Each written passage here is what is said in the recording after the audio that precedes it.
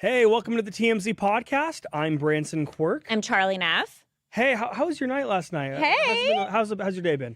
Day's been pretty good. I didn't have any plans yesterday, so it was kind of nice. Just went to the jacuzzi. But I am going to the Brady Bunch house today after work. I'm so excited. Do you like the Brady Bunch? I do. Well, I will say in elementary, everyone called me Marsha Brady. Because I had like the part, just like I do now, I switched my hair like during the times. But what is this video up? Oh, yeah. We were going to show this photo, actually. I'm sorry. You're going to surprise Charlie with this. Oh, my God. I was going to wait. But so this is Charlie Neff. The first TMZ podcast episode ever. This is our old studio. That day. I brought this up to show our intern, Lauren. Aww. And she was like, God, my bangs were looking good. I was tan. I need to get that back. And then this was like right after COVID times, I think. Eric Carley looks the same. I'll be honest. He always has. So does Courtney. Everyone looks great. Yeah, everyone looks great. Harvey has a beard now. I liked beardless Harvey. I really did. I think that, like, to me, that's TMZ Harvey. Yeah, I agree. And now we have like aged like fine wine Harvey. Yeah. Which is a good compliment too. The final chapter Harvey. Final chapter. Is that morbid? What does he call his third act? Third act. His third act Harvey. But back to what we were talking about. Yeah, going to the Brady Bunch house. There's an event there tonight. Going right after work. I'm gonna go home, quickly get ready, change.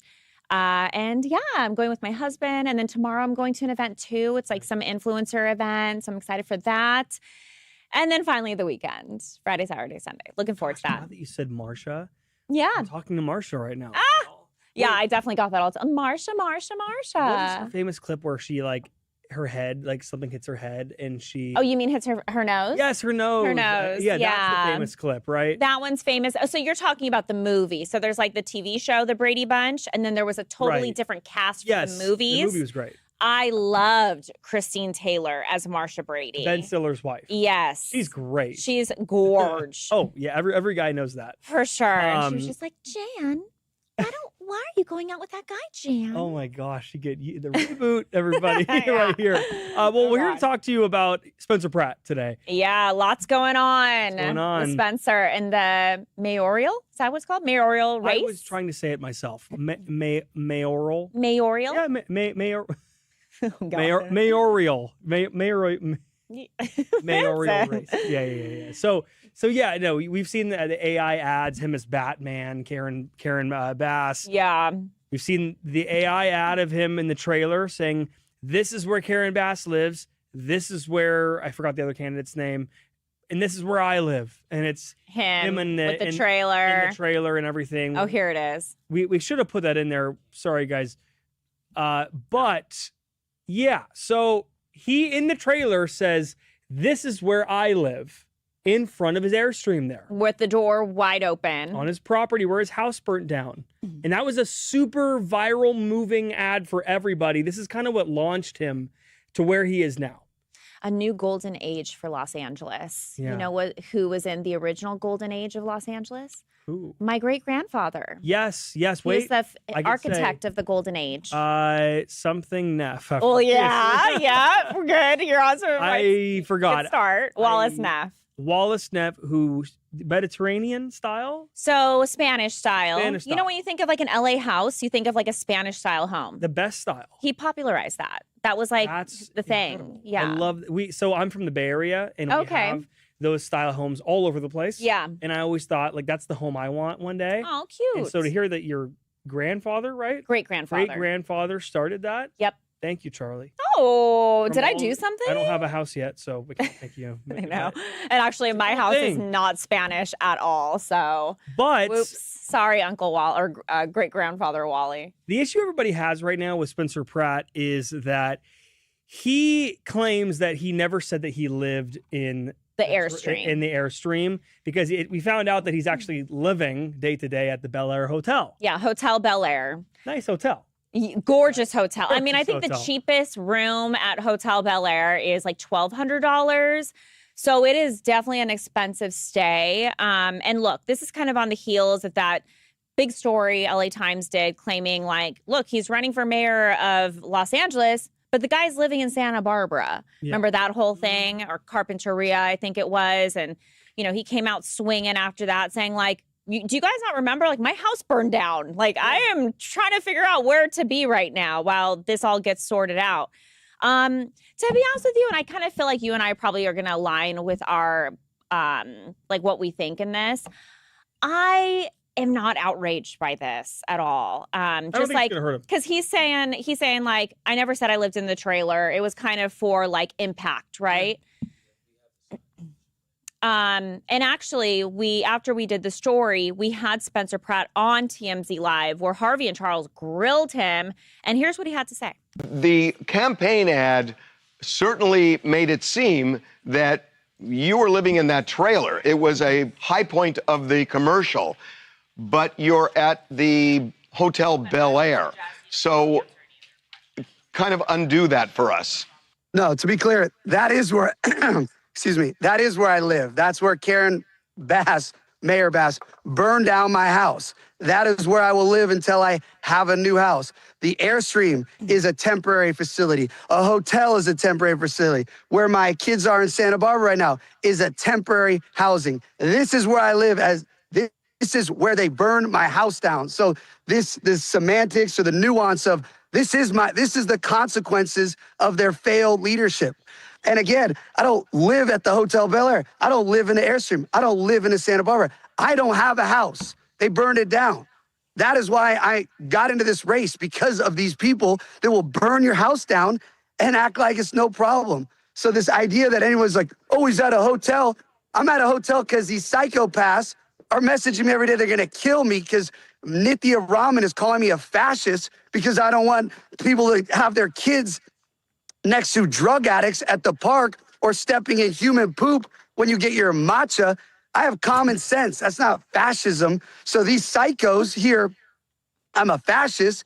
And then they literally, like, if you would like to see the death threats, I can send them all offline where people are like, I'm going to hire people to kill you. So yes, unfortunately, now I have a security team and they will not, even if I wanted to stay in the Airstream, would let me, because there's 360 unobstructed view since there's no houses. So you can literally snipe me out from any part from 300 yards away easily. Spencer, one sec. Not to mention the Airstream, it took over a month for LADWP to connect a wire for electricity to it, which was 3 days ago. It took weeks to get the water hooked up, which was yesterday. So for these people that want to focus on where I sleep at night, first off, I don't even sleep. I get 4 hours of sleep because I'm fighting these corrupt freaking politicians all day long.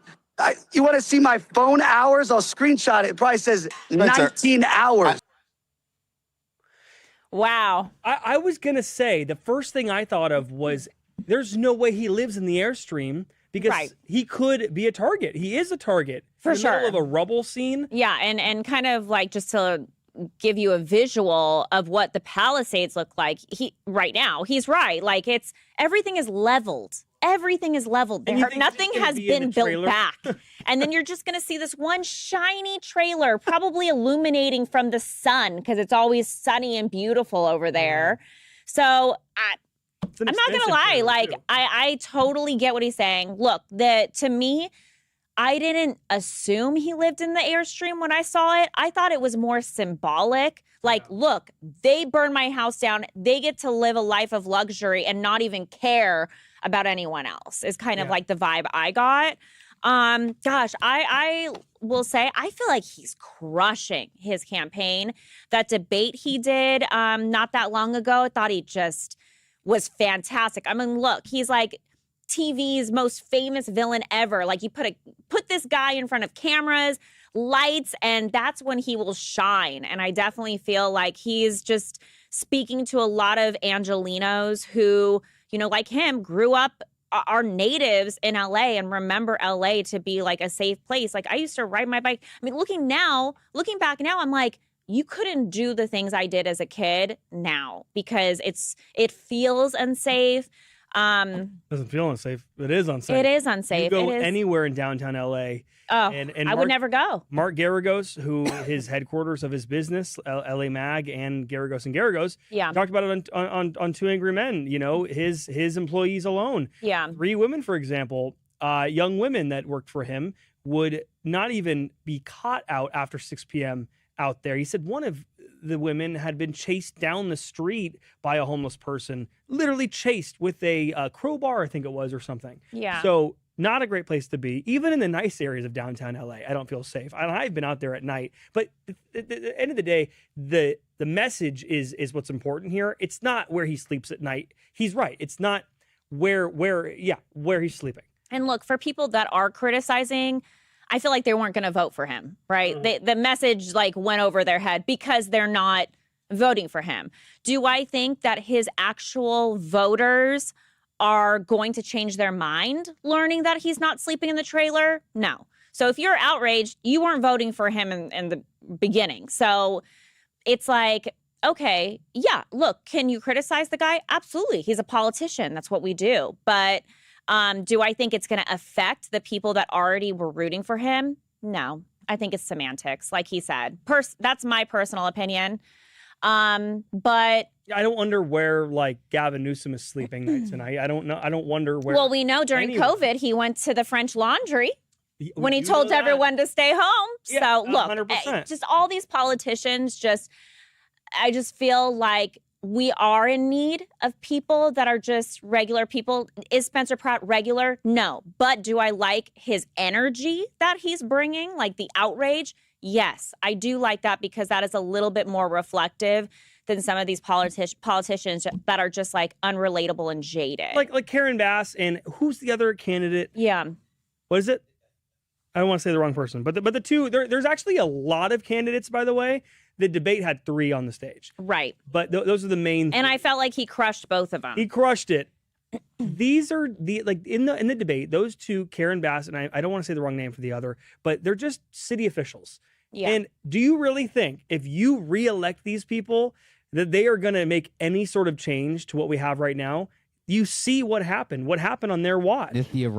Nithya Raman, who, by the way, there's that viral clip of her saying, this right here is what a MAGA Republican sees Los Angeles looking like.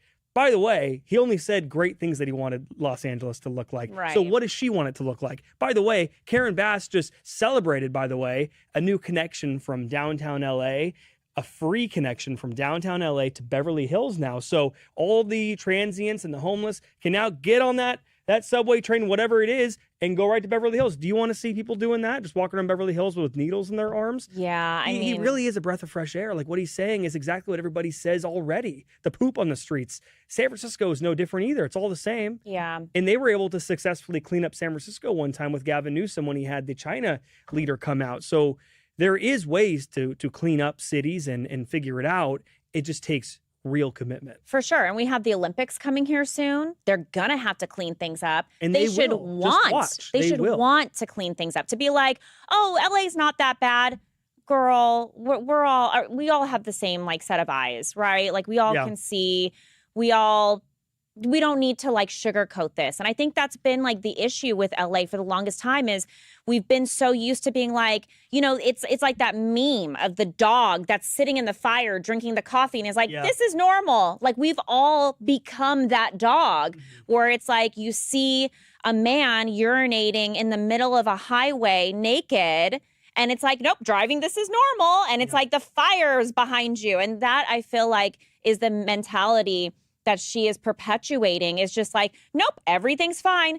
We got to just wake up here. Let's make this city beautiful. Olympics are coming here, which by the way, if Spencer wins, he will be our mayor for the Olympics, which is crazy. So LA. How long is a term as mayor in Los Angeles? I don't know, actually. I want to make sure. But I'm telling you, I think the Angelinos know exactly what they're doing going into the poll office this time. Yeah, for sure. Karen Bass let this happen on her watch, okay? Yeah. And we saw it happen. So 4 years, by the way, to be mayor in LA. And they say, by the way, as well, that he's not there in the polls. I think I last checked, they said he was at 22%. Karen Bass was at 29%. Oh. And then the other. But the thing is, they said the exact same thing. I'm not advocating for Trump, but I'm saying the exact same thing. Oh, yeah. He was like wildly unpopular in the polls right before. I remember that. It was a landslide. So, so you can't listen to that and then think that she's winning. One last thought on his video. The only issue I had, really, he needs chapstick. We got to get him some chapstick. Okay, moving on. You know what? Actually, we did 15 minutes on this. Yeah. So, and that's the lead story. So let's just leave it at that. We don't need to go into the other stories. Anything you had an interview. Let's just quickly go into your interview really quick. So really quick, Hayden Panettiere. Do you remember her? Famous actress back in the day. She has a memoir coming out next week. Talks about a lot of different stuff throughout her life.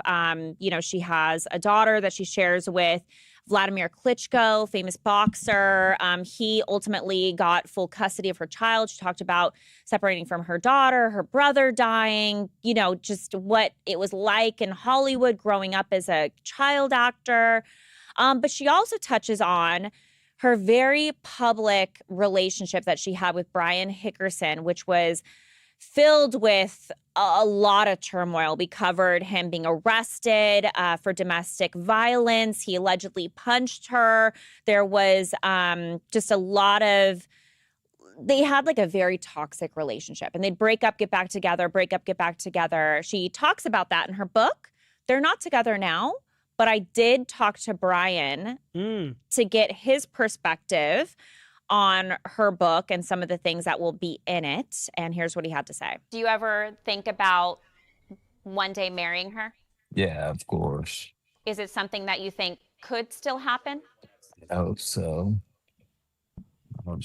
She probably doesn't think the same way, but, you know, you know. Do you think it's better for her to not be with you?